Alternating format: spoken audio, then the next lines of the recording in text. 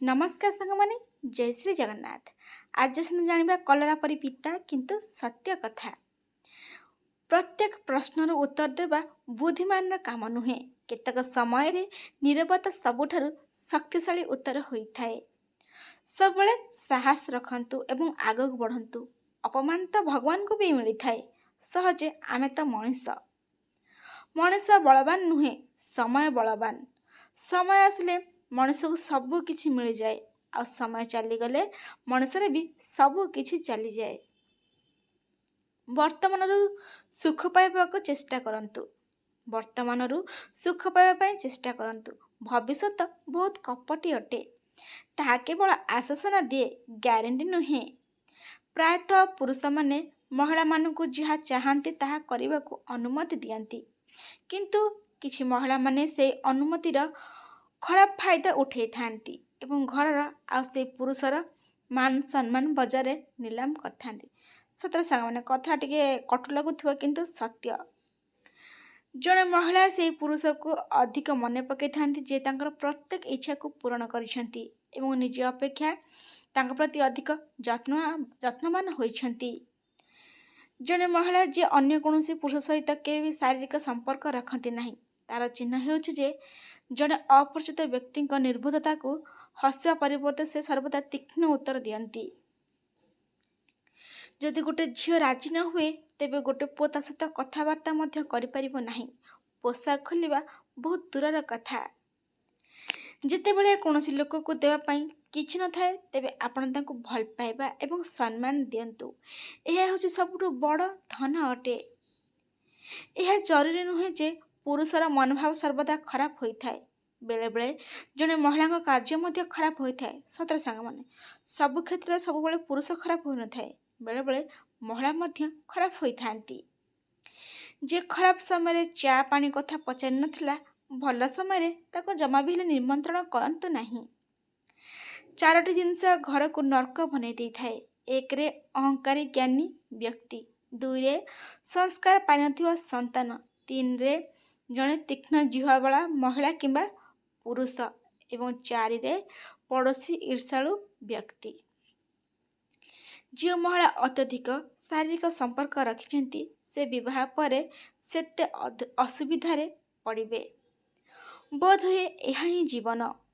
वर्षा छाड़ी गले छता बोझ लगे, शीत छाड़ी गले कमल अबाग्या लगे। वर्षा छाड़ी गले छता बोझ भली लगे, शीत छाड़ी गले कमल अबाग्या लगे। शिक्षा सरी गले शिक्षक छोट भली लगे। बड़ होई गले बापा माँ अड़ुआ अड़ुआ लगती। स्वार्थ सरी गले संपर्क अलग अलग लगे। बोध आउ वर्षा आसबनी, बोध आउ शीत आसबनी, बोध आउ शिक्षक दरकार पड़बनी, बोध आउ संपर्क लोड़ा नहीं। शेषे बोध निजर पुओ झील हेबनी। बोध हुए वृद्ध अवस्था बयस आमर आसबनी। स्वामी स्त्री सबुले खुशी रहा यही 8टी कथा को ध्यान दियंतु बा यही कथा को सब ध्यान दियंतु। स्त्री आगे अन्य स्त्रीर प्रशंसा करंतु नहीं। 2 रे स्त्रीर समस्त खर्च स्वामी निजे वहन करबा उचित। 3 रे स्वामी स्त्री झगड़ा रे घर लोक को जोड़ंतु नहीं। 4 रे स्वामी किंबा उभय को खराब भाषा प्रयोग करंतु नहीं। उभय भी भेले संदेह करंतु नहीं, कारण संदेह ही सबुरी मूल भल संपर्क को मध्य भांगी दिए। निज पसंदर कपड़ा पिंधिबा को बारण करंतु नहीं, किंतु सब जिनस गोटे सीमा भितर पिंधंतु। अन्य लोकों कथा सुनी स्त्री सहित झगड़ा करंतु नहीं।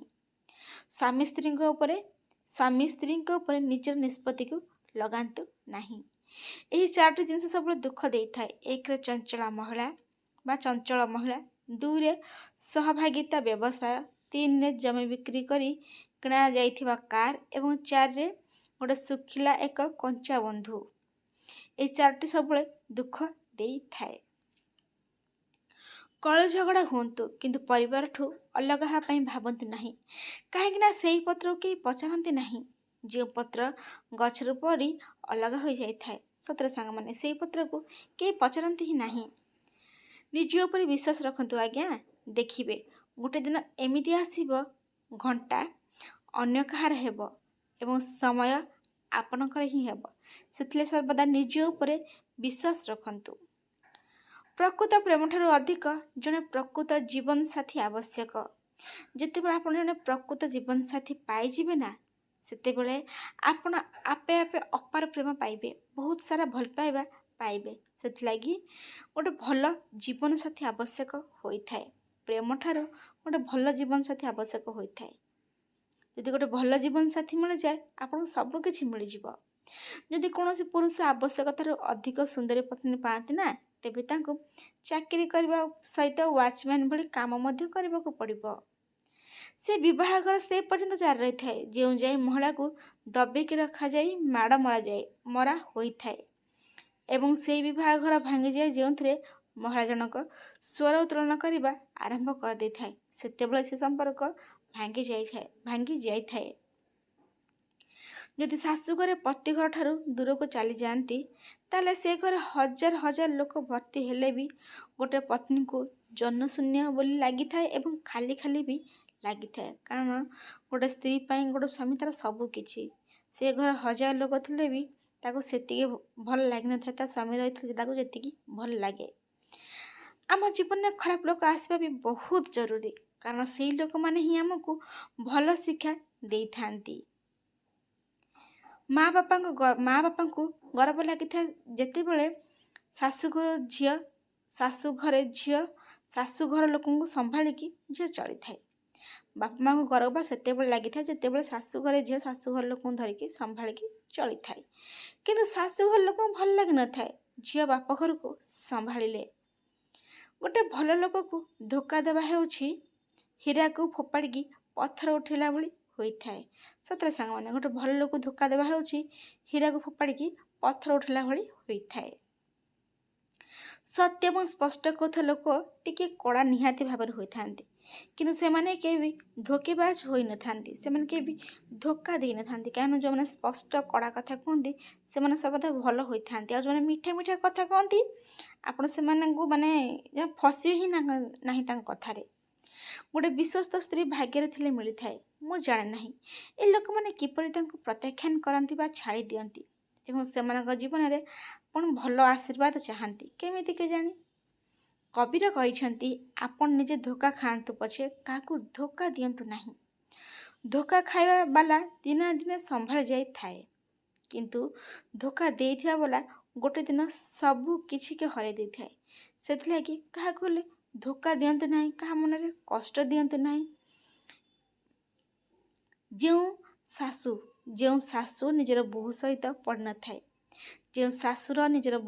ପଡ଼ିନଥାଏ, ସେ ପୁରା ଚେଷ୍ଟା କରିଥାଏ କି ସେଇ ବୋହୂକୁ ତା ନିଜ ସ୍ୱାମୀ ସହିତ ନ ପଡ଼ିବାକୁ ଦେବାକୁ। ଏଭଳି ବି କିଛି ଶାଶୁ ଅଛନ୍ତି। ଯୁବକଟି ସହଜରେ ପ୍ରତାରିତ ହୁଏ, କାରଣ ସେ ଆଶା କରିବାରେ ବହୁତ ଶୀଘ୍ର ହୋଇଥାଏ। ସତରେ ସାଙ୍ଗମାନେ, ସଦାବେଳେ ଗୋଟେ ନାରୀ ପ୍ରତାରିତ ହୁଏନି, ବେଳେବେଳେ ଗୋଟେ ପୁରୁଷ ବି ପ୍ରତାରିତ ହୁଏ। ସତ୍ୟ ବାଟେ ରୋଜଗାର ହୋଇଥିବା ଧନ ସବୁ ପ୍ରକାର ଖୁସି ଦେଇଥାଏ, କିନ୍ତୁ ଛଳ କପଟରେ ରୋଜଗାର ହୋଇଥିବା ଧନ ବହୁତ ଦିନ ପର୍ଯ୍ୟନ୍ତ ଦୁଃଖ ଦେଇଥାଏ। ଏମିତି ନୂଆ ଭିଡ଼ିଓ ଦେଖିବା ପାଇଁ ସାମାନ ଚ୍ୟାନେଲକୁ ସବସ୍କ୍ରାଇବ୍ କରନ୍ତୁ, ଆମ ଲାଇକ୍ କମେଣ୍ଟ ସେୟାର ବି କରନ୍ତୁ। ସମ୍ପୂର୍ଣ୍ଣ ଭିଡ଼ିଓ ଦେଖିଥିବାରୁ ଆପଣଙ୍କ ହୃଦୟରୁ ବହୁତ ବହୁତ ଧନ୍ୟବାଦ। ଆଜି ପାଇଁ ରହିଲି ସାଙ୍ଗମାନେ, ଜୟ ଶ୍ରୀ ଜଗନ୍ନାଥ।